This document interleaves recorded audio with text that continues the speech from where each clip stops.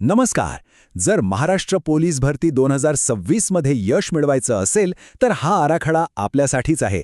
आज आपण संपूर्ण अभ्यासक्रमाची रचना अगदी सोप्या भाषेत समजून घेणार आहोत. हाच आपल्या तयारीचा पक्का पाया ठरणार आहे. चला तर मग सुरुवात करूया. तयारी सुरू करण्याआधी सगळ्यात महत्त्वाची गोष्ट म्हणजे ही स्लाइड नीट बघा. इथे 4 समान भाग आहेत: मराठी, गणित, बुद्धिमत्ता आणि सामान्य ज्ञान. आणि गंमत म्हणजे प्रत्येकाला आहेत बरोबर 25 गुण. याचा सरळ अर्थ काय? तर कुठलाही विषय ऑप्शनला टाकता येणार नाही, सगळ्यांना सारखंच महत्त्व द्यावं लागेल. आज आपण काय काय पाहणार आहोत? तर सर्वात आधी आपण परीक्षेचा संपूर्ण आराखडा समजून घेऊ. त्यानंतर मराठी, गणित, बुद्धिमत्ता आणि सामान्य ज्ञान या प्रत्येक महत्त्वाच्या स्तंभावर आपण एक नजर टाकू. आणि हो, सगळ्यात शेवटी यशस्वी होण्यासाठी नक्की काय करायला हवं यावरही बोलू. चला तर मग सगळ्यात आधी बघूया परीक्षेची मूळ रचना, तिचं स्ट्रक्चर कसं आहे. ही परीक्षा फक्त पुस्तकं वाचून पास होण्याची नाहीये, तर एका पोलीस अधिकाऱ्याला जी कौशल्य लागतात ना, त्याची ही खरी कसोटी आहे. चला बघूया कसं ते. तर आपला पहिला आणि महत्त्वाचा स्तंभ म्हणजे मराठी व्याकरण. आता वाटेल की व्याकरणाचा आणि पोलीस कामाचा काय संबंध? पण विचार करा, एखाद्या पोलीस अधिकाऱ्यासाठी आपलं म्हणणं स्पष्टपणे मांडणं किती महत्त्वाचं असतं, नाही का? आणि ह्याच कौशल्याचा पाया म्हणजे मराठी व्याकरण. आणि विसरू नका, या विभागाला आहेत पूर्ण 25 गुण.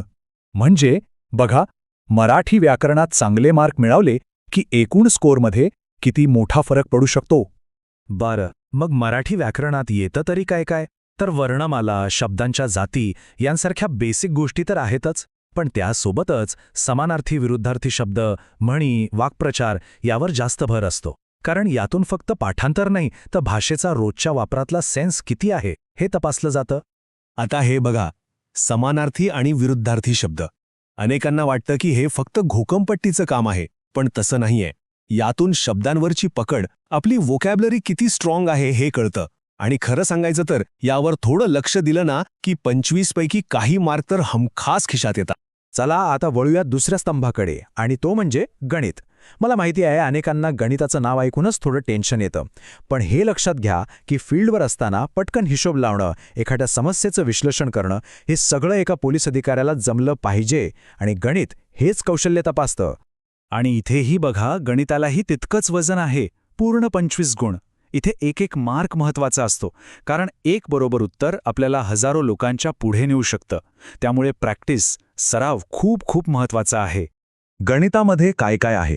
तर सुरुवात होते अगदी बेसिक गोष्टींपासून: संख्या, त्यांचे प्रकार, लसावी, मसावी वगैरे. आणि मग आपण जातो थोड्या प्रॅक्टिकल टॉपिक्सकडे, जसं की शेकडेवारी, नफा तोटा आणि हो, काळ काम वेग यातलं काहीच सोडण्यासारखं नाहीये. आणि काळ काम वेग या टॉपिकबद्दल थोडं बोलूया. विचार करा, हा टॉपिक किती विचारपूर्वक टाकला असेल. हे फक्त परीक्षेपुरतं गणित नाहीये. घटनास्थळी किती वेळेत पोचता येईल किंवा एखादं काम पूर्ण करायला किती वेळ लागेल याचा अंदाज बांधायला हे ज्ञान प्रत्यक्ष कामात खूप उपयोगी पडतं. हेच तर या परीक्षेचं सौंदर्य आहे. ओके, तर आता येतोय आपला तिसरा आणि सगळ्यात इंटरेस्टिंग स्तंभ: बुद्धिमत्ता चाचणी.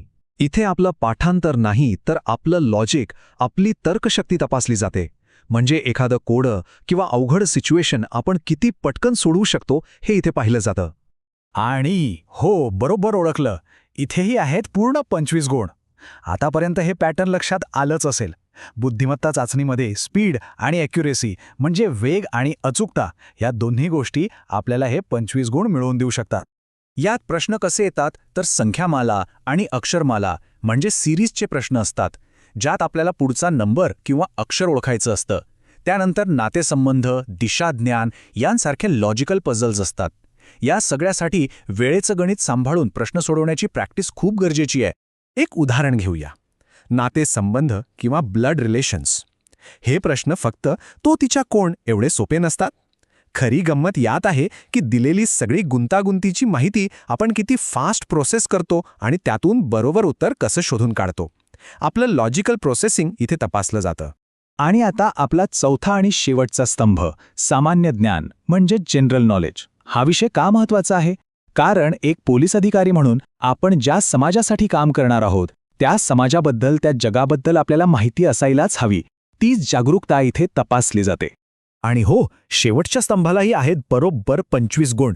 म्हणजे आता हे अगदी स्पष्ट झालंय, चारही पिलर्स सारखेच महत्वाचे आहेत. अनेकदा सामान्य ज्ञानाचा अभ्यासक्रम खूप मोठा वाटतो, पण घाबरून जायचं कारण नाही. योग्य प्लॅनिंग केलं की तोही कव्हर करता येतो. तर या अफाट वाटणाऱ्या अभ्यासक्रमाला आपण 3 सोप्या भागांमध्ये विभागू शकतो. एक म्हणजे आपला महाराष्ट्र, त्याचा इतिहास आणि भूगोल. दुसरा भाग आहे भारत, आपलं संविधान आणि भूगोल. आणि तिसरा, जो सगळ्यात जास्त महत्त्वाचा आहे, तो म्हणजे चालू घडामोडी किंवा करंट अफेअर्स. चालू घडामोडी हा भाग सतत बदलत असतो, म्हणून यावर विशेष लक्ष द्यावं लागतं. यात काय येतं तर नुकतेच दिलेले पुरस्कार, स्पोर्ट्समधल्या मोठ्या बातम्या, महत्त्वाच्या पदांवर झालेल्या नवीन नेमणुका आणि सरकारच्या नव्या योजना. म्हणून रोज पेपर वाचणं किंवा बातम्या बघणं हे खूप गरजेचं आहे. तर हे होते परीक्षेचे 4 मुख्य स्तंभ. आपण सगळ्यांचा सविस्तर आढावा घेतला. आता वेळ आहे या सगळ्याला एकत्र आणून एक फायनल स्ट्रॅटेजी बनवण्याची. यशाचा मार्ग कसा असेल ते पाहण्याची. ही स्लाइड म्हणजे आपल्या तयारीसाठी एक परफेक्ट चीट शीट आहे. इथे प्रत्येक विषयातले सगळ्यात जास्त महत्त्वाचे टॉपिक्स दिलेले आहेत, ज्यावर हमखास प्रश्न येतात. जसं की मराठीमध्ये व्होकॅब्युलरी आणि म्हणी, गणितात काळ, काम, वेग आणि नफा-तोटा, बुद्धिमत्तेत सिरीज आणि नातेसंबंध, आणि सामान्य ज्ञानात महाराष्ट्राचा इतिहास आणि करंट अफेअर्स. यावर फोकस केला तर खूप फायदा होऊ शकतो.